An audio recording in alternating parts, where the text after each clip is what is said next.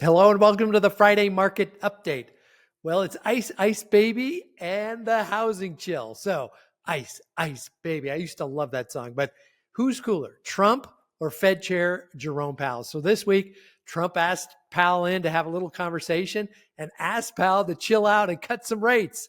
Powell, man, he did not budge. He was a stone face carved into an ice sculpture. But hey, at least they're talking. So, influence isn't always instant. It's like trying to melt a glacier with a hair dryer. Sometimes that could take a long time, but we'll see what happens down the road. Hopefully the rates will be cut. So now let's talk about our market because this spring has been a wild ride. If we take a look at the Q2 quarter two recap, it was a market mood swing at the start of quarter two. New tariffs came out, trade policy announcements totally spooked the market. Wall Street panicked. Investors clutched their pearls and man, they sold off. People started whispering collapse like it was Beetlejuice. Say it 3 times and the market might fall through the floor. But just like always, time heals panic.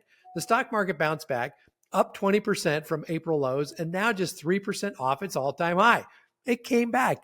Mortgage rates, well, they've settled back down a little tiny bit under 7%.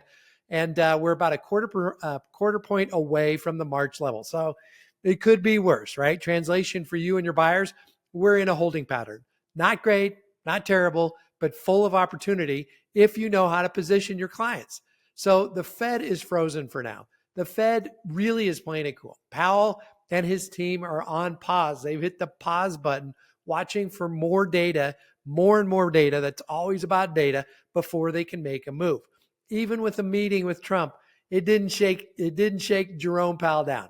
He basically was an iceberg right now, calm, collected, and very cold. So it did not change one of his opinions. I don't think it's going to be time before that happens. So why so chill? Because while inflation is sticky, consumer spending is slowing, the GDP growth is showing signs of fatigue.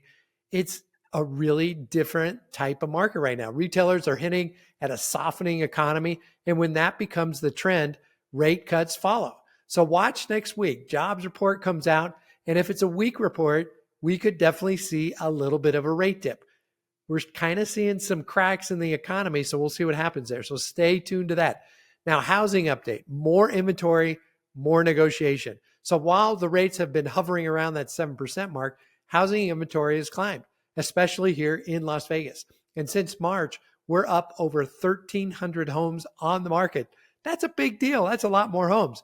So NAR just reported a drop in existing home sales nationwide, and it's been a very different market. Buyers are cautious. But here's the flip side. Sellers are making deals right now. There's concessions all over the place. Seller paid closing costs are back. Concessions are flowing. Less competition means today's buyers have leverage. Did that happen during COVID? No way. This is a time for buyers to actually have a little power in the negotiation. So trying to time the market, man, it's always risky. It's almost impossible to time the market right. But positioning for what's next, that's how you win. That's how you buy now, you refinance later, and you grab the house at a lower price. Now, here's what we're seeing.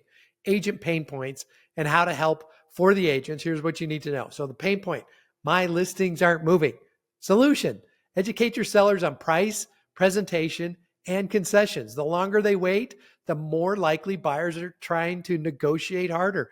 Use this window to reset expectations and price it right. Mike Ferry's going to talk about that. I'm going to talk about that in a minute. Now, the pain point for buyers are scared to pull the trigger.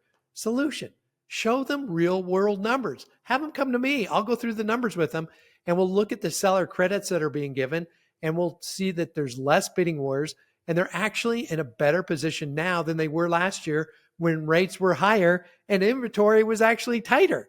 So we're in a great spot right now compared to last year. There's opportunities. Smart buyers are making moves because they know they can negotiate. Now, time in the market always beats the timing in the market. This isn't crypto, it's real estate. We're talking about real homes, real people, real wealth.